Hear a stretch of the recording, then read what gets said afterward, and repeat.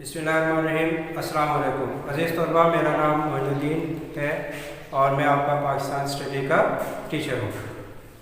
عزیز طلباء، آج ہم چیپٹر نمبر 2 میں جو کہ ہم نے کل بھی شروع کیا تھا، پاکستان کا قیام، کل ہم نے شارٹ کوشچنس کیے تھے۔ آج ہم اس میں لانگ کوشچن شروع کر رہے ہیں اور اس میں لانگ کوشچن نمبر 1 ہے، جون 1947 کے منصوبے کے اہم نکات بیان کیجیے۔ جون 1947 کے منصوبے کے اہم نکات۔ یہ منصوبہ کیا تھا؟ آپ کو جیسے معلوم ہے کہ بر صغیر میں بہت سارے صوبے، بہت سارے ریاستیں اور بہت سارے علاقے موجود تھے۔ ان تمام کو تقسیم کرنے کے لیے، ان کی حد بندی کرنے کے لیے، ان کے متعلق پوری تفصیل طے کرنے کے لیے حکومت برطانیہ نے پہلے تو یہ فیصلہ کر لیا کہ اس کو تقسیم کر دیا جائے، اور اس کے بعد پھر 2 الگ الگ مملکتوں کے قیام کا اصولی موقف تسلیم کر کے تفاصیل طے کی کہ ان علاقوں کو ہم نے کیسے تقسیم کرنا ہے۔ اب کیونکہ یہ مختلف صوبوں اور ریاستوں میں شامل تھے، تو اس لیے ان کا لائحہ عمل یعنی پلاننگ کی گئی کہ ان کو کس طریقے سے تقسیم کر کے کہ کن علاقوں کو انڈیا کے ساتھ شامل کیا جائے، کن علاقوں کو پاکستان کے ساتھ شامل کیا جائے۔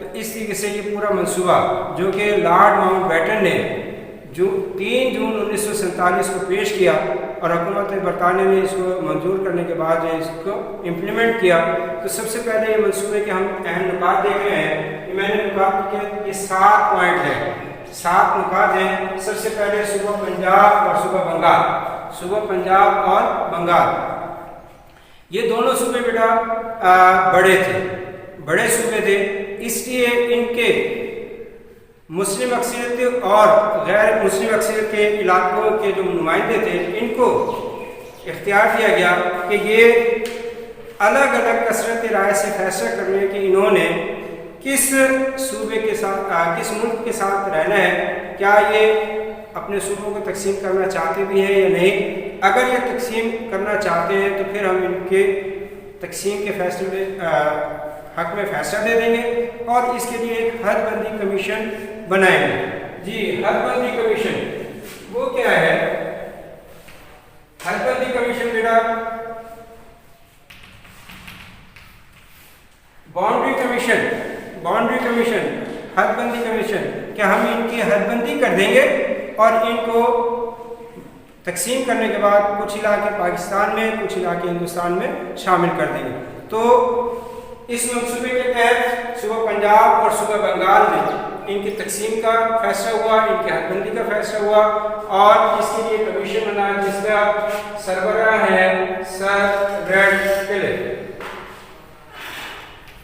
سر ریڈ کلف۔ اس لیے اس کو ریڈ کلف ایوارڈ بھی کہتے ہیں، حد بندی کمیشن بھی کہتے ہیں، باؤنڈری کمیشن بھی کہتے ہیں۔ یہ 3 طرح کے سوال آپ کو بتا رہا ہوں جو کہ شارٹ کوئسچن میں ہم پوچھ سکتے ہیں کہ ریڈ کلف ایوارڈ کیا ہے، حد بندی کمیشن کیا ہے، یا باؤنڈری کمیشن سے کیا مراد۔ بہرحال اس کے بعد دوسرا ہمارا پوائنٹ ہے گا صوبہ سرحد، موجودہ نام اس کا خیبر پختونخوا ہے۔ صوبہ سرحد کے بارے میں یہ فیصلہ کیا گیا کہ ہم یہاں پر عوام سے براہ راست پوچھیں گے۔ اس کے لیے طریقہ کار اختیار کیا گیا کہ استصواب رائے کرایا جائے گا۔ استصواب رائے کہتے ہیں انتخابات کو، عوام کی رائے کو پوچھنے کا، کہ عوام سے پوچھا جائے گا کہ اس صوبہ سرحد کے لوگ جو ہے کس ملک کے ساتھ رہنا چاہتے ہیں، پاکستان کے ساتھ یا ہندوستان کے ساتھ، اور قبائل کے ساتھ ساتھ سیاسی مسائل جو ہے وہ استصواب رائے سے بننے کے بعد بننے والی جو حکومت ہے اس کا فیصلہ کرے گی، خود طے کرے گی، اور اسی طرح جو استصواب رائے ہے وہ گورنر جنرل خود کروائے گا، اور اس کے لیے اسے صوبائی حکومت کا تعاون بھی شامل ہوگا۔ اگلا ہے صوبہ سندھ۔ صوبہ سندھ، صوبہ سندھ کے ارکان اسمبلی کو یہ اختیار دیا گیا کہ وہ خود فیصلہ کر لیں کہ کس ملک کے ساتھ رہنا ہے، پاکستان کے ساتھ یا ہندوستان کے ساتھ۔ اور ایک بات یہاں پہ اور کہی گئی کہ صوبہ سندھ کے جو ارکان اسمبلی میں یورپی ارکان شامل ہیں، انگریز شامل ہیں، وہ رائے شماری میں حصہ نہیں لیں گے۔ یہاں پہ دیکھیں ہم نے یہاں بھی صوبہ پنجاب لکھا، صوبہ بنگال لکھا، صوبہ سرحد لکھا، صوبہ سندھ لکھا، لیکن بلوچستان کے ساتھ ہم نے صوبہ نہیں لکھا۔ اس کی وجہ یہ کہ اس وقت تک بلوچستان کو صوبہ کا درجہ حاصل نہیں تھا۔ یہاں پر جو شہری علاقے تھے ان کو کوئٹہ میونسپلٹی ڈیل کرتی تھی، اور جو دیہی علاقے تھے ان کو جو ہے شاہی جرگے ڈیل کرتے تھے۔ تو ان دونوں کو اختیار دیا گیا کہ وہ شاہی جرگے کے ارکان کو، میونسپلٹی کے ارکان کو، کہ وہ خود فیصلہ کریں کس صوبے میں رہنا ہے، کس ملک میں رہنا ہے۔ اس کے ساتھ ساتھ اگلا ہے ضلع سلہٹ۔ ضلع سلہٹ جو ہے وہ مسلم آبادی کا ایک ضلع تھا، اور منصوبے کے مطابق سلہٹ کو استصواب رائے کے ذریعے تقسیم کیا جانا تھا، اور استصواب رائے بنگال کے 2 حصوں میں تقسیم کے بعد ہوگا، اور عوام سے پوچھا جائے گا کہ مشرقی بنگال میں شامل ہونا ہے تو وہ پھر پاکستان کے حصے میں شامل ہو جائیں گے۔ اس کے ساتھ آگے ہے غیر مسلم اکثریت کے صوبے۔ یہ وہ علاقے ہیں جہاں پر مسلمانوں کی اکثریت نہیں تھی، ممبئی، اڑیسہ، مدراس، ان کو شامل کر دیا گیا بھارت میں۔ اور اس کے ساتھ جو آگے کی دیسی ریاستیں ہیں، دیسی ریاستوں سے مراد ایسی ریاستیں جہاں پر حکمران تھے، وہاں کے نواب اور راجہ وغیرہ، ان کو اختیار دیا گیا کہ جس ملک میں شامل ہونا چاہتے ہیں وہ شامل ہو جائیں۔ اس کے ساتھ ایک بات، یعنی ان سب میں جو پلاننگ کی گئی تھی وہ اس کے مطابق کام ہوا، اور جیسے جیسے پلان طے کیا گیا ویسے ہی اس میں شامل کر لیا گیا پاکستان اور ہندوستان میں۔ اس کے بعد جی بیٹا کوشچن نمبر میرے پاس ہے 8، قیام پاکستان میں قائد اعظم کا کردار۔ جی عزیز طلبہ، تو اگلا سوال ہے ہمارا قیام پاکستان میں قائد اعظم کا کردار۔ قائد اعظم کی شخصیت ایسی شخصیت تھی جنہوں نے برصغیر کے مسلمانوں کی تقدیر جو ہے وہ بدل دی۔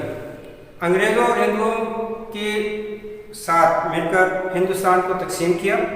قائد اعظم 25 دسمبر 1876 کو کراچی میں پیدا ہوئے، اور ان کے والد جو ہے پونجا جنا کاروبار کرتے تھے، اور آپ نے ابتدائی تعلیم گھر پر ہی حاصل کی۔ 10 سال کی عمر میں سندھ مدرسۃ الاسلام ہائی اسکول سے میٹرک کیا 1892 میں میٹرک کیا، اور میٹرک کرنے کے بعد اعلیٰ تعلیم کے لیے جو ہے لندن چلے گئے۔ وہاں لنکن انس کالج جو ہے، جو کہ اب موجودہ یونیورسٹی بن چکی ہے، وہاں سے قانون کی ڈگری حاصل کی، اور 1896 میں ممبئی واپس آ کر وکالت شروع کر دی۔ اس کے ساتھ ساتھ سیاست میں بھی حصہ لینا شروع کیا، اور انجمن اسلام ممبئی اور کانگریس کے اجلاسوں میں شرکت کی۔ 1906 کے کلکتہ کے کانگریس کے اجلاس میں ممبئی کے مسلم نمائندے کی حیثیت سے انہوں نے شرکت کی۔ 1913 میں سید وزیر حسن اور مولانا محمد علی جوہر کے کہنے پر مسلم لیگ میں شامل ہو گئے۔ یہ ایک شارٹ کویشچن ہے، ایکسٹرا آپ نے اس کو یہاں پہ ہائی لائٹ کرنا ہے۔ سوال آتا ہے کہ قائد اعظم نے کب اور کس کے کہنے پر مسلم لیگ میں شمولیت اختیار کی؟ تو جواب بنے گا 1913 میں سید وزیر حسن اور مولانا محمد علی جوہر کے کہنے پر مسلم لیگ میں شرکت کی۔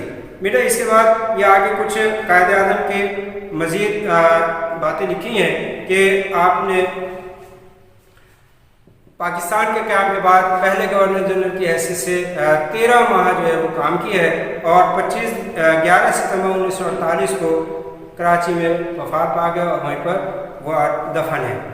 کچھ خدمات ہیں، خدمات میں 2-3 پوائنٹ ہم کل ڈسکس کر چکے تھے کہ ان میں ایک تو میثاق لکھنؤ کے حوالے سے ہم نے بات کی تھی، وہ آپ کا شارٹ کویشچن ہے، وہ میں کل سمجھا چکا ہوں۔ اسی طرح رول ٹیکس کا میں نے کل آپ کو بتایا تھا۔ اس کے علاوہ کچھ اور خدمات جو ہے وہ ہم ذرا دیکھ لیتے ہیں کہ قائد اعظم نے 1928 میں نہرو رپورٹ کو مسترد کرنے کے بعد 1929 میں اپنے مشہور 14 نکات پیش کیے، اور اس میں پوری تفصیل کے ساتھ قیام پاکستان کے مقاصد اور اس کی ضرورت کو جو ہے واضح کیا۔ اس کے ساتھ قائد اعظم نے 1930 میں پہلی گول میز کانفرنس میں شرکت کی، اور وہاں پر مسلمانوں کے نقطہ نظر کو بیان کیا۔ 1935 اور 6 میں مردہ مسلم لیگ میں جان ڈالی اور آزادی کی تحریک کو آگے بڑھایا۔ اسی طرح جب 1937 میں کانگریس نے اکثریت کے بلبوتے پر 11 میں سے 7 صوبوں میں جب اپنی حکومت قائم کر لی تو اس کی مخالفت کرتے ہوئے آپ نے وزارتوں سے جو ہے وہ استعفیٰ دیا اور پھر مسلمانوں نے اس اظہار تشکر کے طور پر 22 دسمبر 1939 کو یوم نجات منایا۔ اس کے ساتھ 1940 میں منٹو پارک جو موجودہ علامہ اقبال پارک ہے، اس میں قرارداد پاکستان کو 2 قومی نظریے کی وضاحت کی اور قرارداد پاکستان منظور کروائی۔ اس کے ساتھ بیٹا بات یہ ہے کہ 1940 سے 1945 کے درمیانی عرصے میں جہاں حکومت اور سیاسی جماعتوں کے درمیان اور دوسری طرف مسلم لیگ اور کانگریس کے درمیان مفاہمت پیدا کرنے کی کوشش کی، جن میں کرسپ مشن ہے، جنا گاندھی مذاکرات ہیں، شملہ کانفرنس وغیرہ ہے، تو اس طریقے سے بھرپور زندگی گزار کر آپ جو ہے وہ آئے اور 45-46 کے جو مرکزی اور صوبائی اسمبلی کے انتخابات تھے ان میں مسلمانوں کی کامیابی اور مسلم لیگ کی کامیابی جو ہے وہ قائد اعظم کی محنت کا ہی پھل ہے، ثمر ہے۔ 3 جون 1947 کو جب لارڈ ماؤنٹ بیٹن نے تقسیم کا یعنی ہندوستان کی تقسیم کا منصوبہ پیش کیا تو قائد اعظم نے اس کو قبول کر لیا اور قیام پاکستان کی حامی بھری اور اس طریقے سے پاکستان جو ہے 14 اگست 1947 کو مارز وجود میں آ گیا۔ بیٹا یہ ایک میں نے جنرل اس کا لیکچر دیا ہے قیام پاکستان کا، امید ہے آپ کو یہ لیکچر جو ہے وہ پسند آیا ہوگا اور میں آپ سے امید یہ رکھتا ہوں کہ آپ 2 سوال جو ہم نے آج ڈسکس کیے ہیں اس میں اگر کوئی اس کو بہترین طریقے سے آپ تیار کریں گے اور اگر کسی بچے کو کوئی مسئلہ ہے تو میرا ٹیکسٹ میسیج کر لیں، واٹس ایپ میسیج کر لیں، فون کر لیں، انشاءاللہ آپ کو اس کا بہترین جواب جو ہے وہ دے دیا جائے گا۔ وعلیکم السلام۔